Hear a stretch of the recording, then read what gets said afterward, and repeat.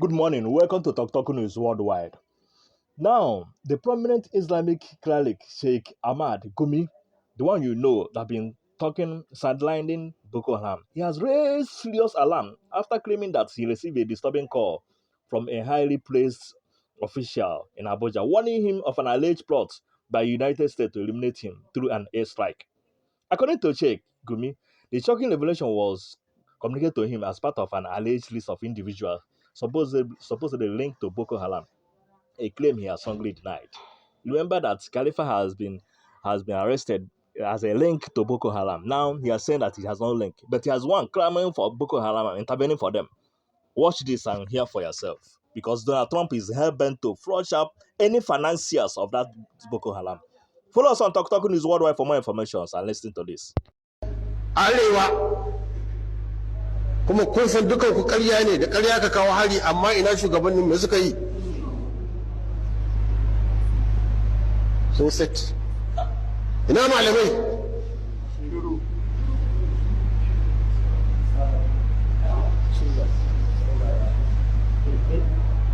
Kawo muna hari kan ƙarya, tsoratar da mu, a ba mu sharuɗai, sannan kuma a shigo da kuɗi ƙasar na a ce a wannan kashi na Kirista ne. Wani ƙasa ne ma za ta yadda a shigo da abu don a raba al'umma? Ba da ƙasar da za ta yadda, sai ce a ko dai ka kawo dukan mu ko ka riƙe abin ka ba masu koko. Amma duka an yi haka, ba mai ma magana, ba mai surutu, kowa ya can yana tsoro.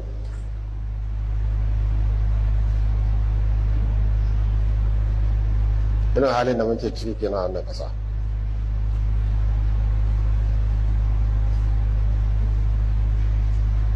Suna lagos sun zo yakin 'yan ta'adda, to suwa suka yi 'yan ta'addan? Ai su ne suke yi. Boko Haram, aku ji wani abu nan ba sabon ba. Safiyar da za a sa bom din nan karfe 8 na dan kwanta, sai aka bugo mu waya. Ba zan gaya muku wanda ya bugo mu waya ba. Sai ya ce mu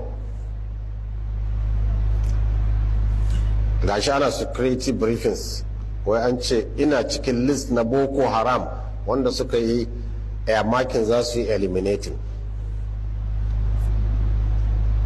Daga Abuja ka bugo mu ana security meeting cewa an yi makin ina za a eliminating ina, kuma su waye Boko Haram. Sai kusan la'asar za mu je tafsiri cikin azumi, zan yi projection